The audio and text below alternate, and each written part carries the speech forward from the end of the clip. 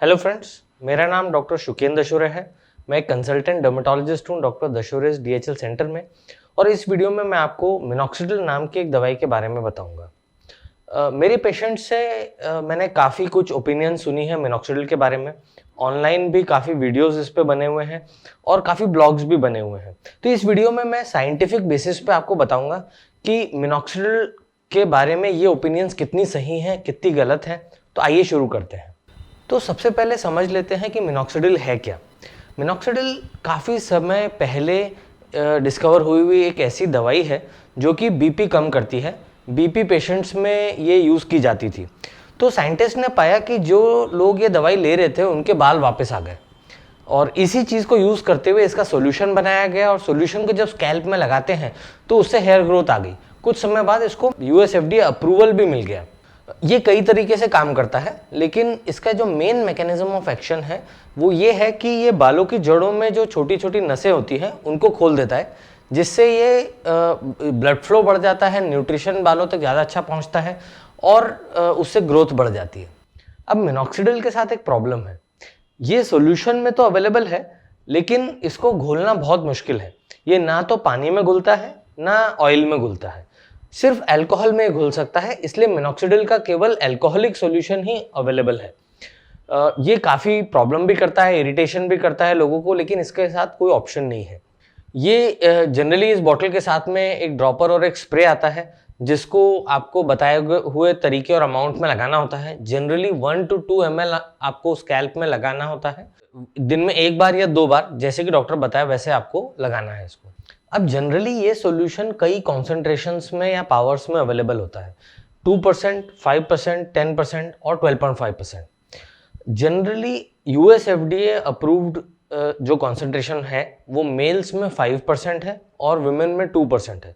लेकिन अब 5% भी विमेन में अप्रूव हो चुका है, तो अब विमेन भी 5% ले सकती हैं। 10% आपको डॉक्टर के प्रिस्क्रिप्शन से ही लेना चाहिए, क्योंकि 10% का कॉन्सेंट्रेशन थोड़ा ज़्यादा होता है। एडवर्स इफेक्ट, इरिटेशन, जलन ज़्यादा होती है। और एक बात इंपॉर्टेंट है कि 5% से 10% डबल इफेक्टिव नहीं है। कॉन्सेंट्रेशन डबल है, लेकिन इफेक्ट डेफिनेटली ज़्यादा आता है, लेकिन डबल इफेक्ट नहीं आता है। तो ये कुछ सिलेक्टेड केसेस में ही यूज़ करना चाहिए, जो कि आपके डॉक्टर आपको बताएंगे। अब मिनॉक्सिडिल डायरेक्ट हेयर ग्रोथ नहीं करता है। ये जब स्किन पे लगाया जाता है तो ये कन्वर्ट हो जाता है अपने एक्टिव फॉर्म में, जिसको कहते हैं मिनॉक्सिडिल सल्फेट। और minoxidil sulphate actual hair growth करता है। अब इसको कन्वर्ट करने के लिए एक एंजाइम होता है जिसको सल्फोट्रांसफरेज कहते हैं, और ये एंजाइम करीबन 30% भारतीय जनसंख्या में नहीं पाया जाता। इसका मतलब 30% लोग जब ये मिनॉक्सिडिल एंजाइम मिनॉक्सिडिल सॉल्यूशन लगाएंगे तो उनको मिनॉक्सिडिल का कोई असर नहीं आएगा, क्योंकि उनमें वो एंजाइम नहीं है। ऐसा कोई तरीका नहीं है जिससे हम पता कर सकें कि आपके अंदर ये एंजाइम है या नहीं है। यदि आप मिनॉक्सिडिल लगा रहे हैं और आपको कोई इफेक्ट नहीं आ रहा है तो डेफिनेटली आपको आपके डॉक्टर से मिलना चाहिए, और वो आपको दूसरी थेरेपीज पे शिफ्ट करेंगे जिससे हेयर ग्रोथ की जा सकती है। अब मिनॉक्सिडिल सॉल्यूशन कई फॉर्म्स में अवेलेबल होता है। या तो वो सॉल्यूशन में भी होता है, फोम फॉर्मुलेशन में भी आता है, इसके अलावा कॉम्बिनेशन में भी आता है कि मिनॉक्सिडिल कई और दवाइयों के साथ कंबाइन किया जा सकता है, जैसे कि फिनेस्टराइड जो कि मेल पैटर्न एलोपेशिया में यूज़ की जाती है, या कैपेक्सिल जो कि एक पेप्टाइड है जिसके साथ हम मिनॉक्सिडिल कंबाइन कर सकते हैं और इससे उसका इफेक्ट बढ़ा सकते हैं। जनरली बॉटल के साथ में एक ड्रॉपर और एक स्प्रे दोनों अवेलेबल होते हैं, लेकिन ड्रॉपर हमेशा प्रिफर्ड होता है, क्योंकि ड्रॉपर से आप एग्जैक्ट क्वांटिटी मेजर करके लगा सकते हैं और सीधे उसको आप स्कैल्प में अप्लाई कर सकते हैं, जिससे कि उसको जहां एक्शन करना है वहीं वो जाए और वेस्ट ना हो। जब आप ड्रॉपर से स्कैल्प में अप्लाई करते हैं तो आपको एक छोटी सी ड्रॉप स्कैल्प पे रखनी होती है और फिंगर से उसको जितना स्प्रेड कर सकते हैं उसको उतना स्प्रेड करना होता है। यदि आपने स्प्रे यूज़ किया है तो जनरली उसको भी आपको स्कैल्प से डायरेक्ट टच करके स्कैल्प पे स्प्रेड करना होता है। आपको मसाज करने की ज़रूरत नहीं है, और लगाने के बाद हाथ धोना बहुत ज़रूरी है। ये एक इम्पॉर्टेंट फैक्टर है कि मिनॉक्सिडिल एक अल्कोहलिक सॉल्यूशन है। इसका मतलब कि जब लगाने के कुछ समय बाद ये सैनिटाइजर के जैसे इसका अल्कोहल उड़ जाएगा और हेयर या स्किन ड्राई हो जाएंगे। कई बार जब मिनॉक्सिडिल हेयर पे लग जाता है तो ड्राई होने की वजह से बाल कड़क हो जाते हैं। ये एक नॉर्मल फिनोमिना है। यदि आपके साथ ये ज़्यादा हो रहा है तो आप एक गीले कंघे को लेके हेयर को सेट कर सकते हैं, लेकिन ये ध्यान रखना है कि जब आप हेयर सेट कर रहे हैं तब जो पानी है उसको स्कैल्प में नहीं जाना चाहिए।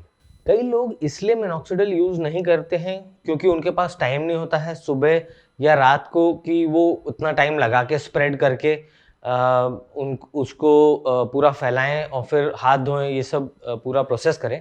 ऐसे केसेस में नहीं लगाने से बेटर है कि आप स्प्रे से ही अप्लाई कर लें। उससे एटलीस्ट थोड़ा इफेक्ट आपको आ जाएगा और आप उसका कुछ इफेक्ट यूटिलाइज करके हेयर ग्रोथ कर सकते हैं। मिनॉक्सिडिल के बारे में कई लोग कहते हैं कि इसको यूज़ नहीं करना चाहिए क्योंकि जब इसको यूज़ करना आप छोड़ेंगे तो आपके बाल वापस झड़ जाएंगे। तो इसके पीछे मैं आपको रीज़न बताता हूँ कि ये क्यों आप यूज़ कर सकते हैं और कैसे यूज़ करना सही तरीका है। तो कायदे से तो मिनॉक्सिडिल को डॉक्टर के प्रिस्क्रिप्शन पे ही यूज़ करना चाहिए because it is a schedule H drug. But उसके पीछे हम रीज़न समझते हैं। मिनॉक्सिडिल हेयर ग्रोथ का एक ट्रीटमेंट है। ये बाल झड़ने को नहीं रोक सकता या बाल झड़ने की बीमारी को ठीक नहीं कर सकता। जैसे कि यदि आपको टाइफाइड हो जाए और आप क्रोसिन लेंगे तो आपका फीवर कम हो जाएगा, लेकिन टाइफाइड ठीक नहीं होगा। सिमिलरली यदि आपको आयरन डेफिशिएंसी एनीमिया या आयरन की कमी से आपको बाल झड़ रहे हैं और आप मिनॉक्सिडिल लगाएंगे, डेफिनेटली आपके हेयर ग्रोथ आ जाएगी, नए बाल आ जाएंगे। लेकिन जिस दिन आप मिनॉक्सिडिल को छोड़ेंगे, डेफिनेटली आपके सारे बाल वापस चले जाएंगे क्योंकि आपने मेन जो बीमारी है उसका इलाज नहीं किया, जो कि है आयरन डेफिशिएंसी एनीमिया। तो आयरन को ट्रीट करना इस केस में बहुत जरूरी है। इसलिए जो भी आपका कारण है हेयर लॉस का, उसका कारण ढूंढना बहुत जरूरी है और कारण का इलाज करना बहुत जरूरी है। तो होपफुली आपको मेरा ये वीडियो पसंद आया होगा। Please like, share and subscribe to my channel, क्योंकि अगला वीडियो मैं जो बनाने वाला हूं वो है मिनॉक्सिडिल के साइड इफेक्ट्स। Thank you.